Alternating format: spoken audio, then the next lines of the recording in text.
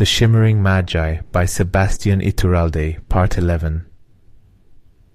The interior of Wistorm's tower was breathtaking.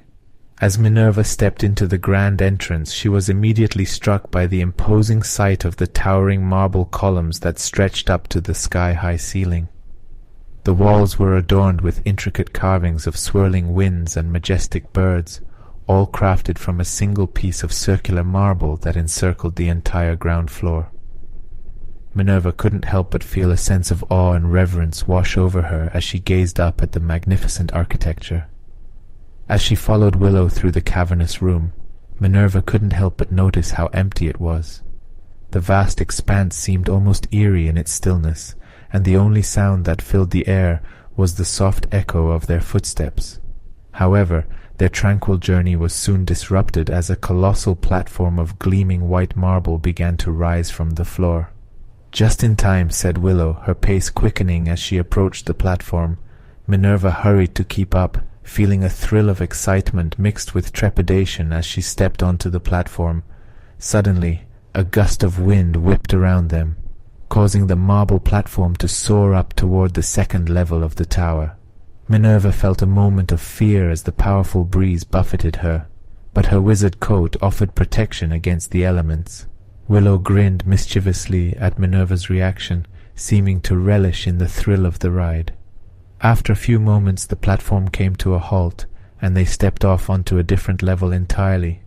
The sight that greeted them was nothing short of awe-inspiring. The air elementals moved gracefully in circles, their ethereal forms almost invisible as they glided through the air. Magnificent birds of prey, such as eagles and hawks, perched atop pedestals, observing their surroundings with piercing eyes. But what truly caught Minerva's attention were the bookshelves, towering structures that seemed to stretch up to the heavens themselves.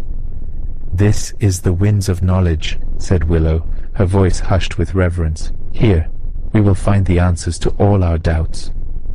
As they made their way through the towering bookcases, Minerva couldn't help but feel a sense of wonder at the vast collection of knowledge surrounding her.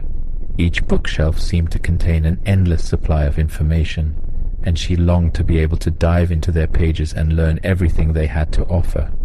As they approached a group of white-robed wizards, Minerva realized that she had yet to fully understand the dress code of the wizarding world. She observed that air wizards wore pristine white robes, while she and Willow were attired in flowing blue. Her curiosity was piqued, and she made a mental note to ask Willow about it later.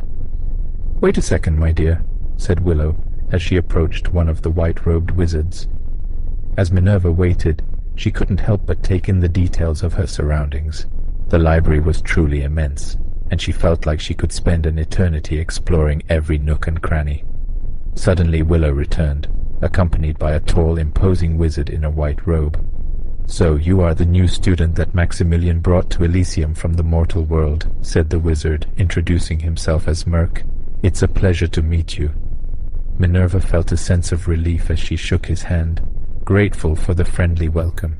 She was eager to begin her studies in this wondrous place, and as she gazed around the towering library, she couldn't help but feel that her journey was just beginning.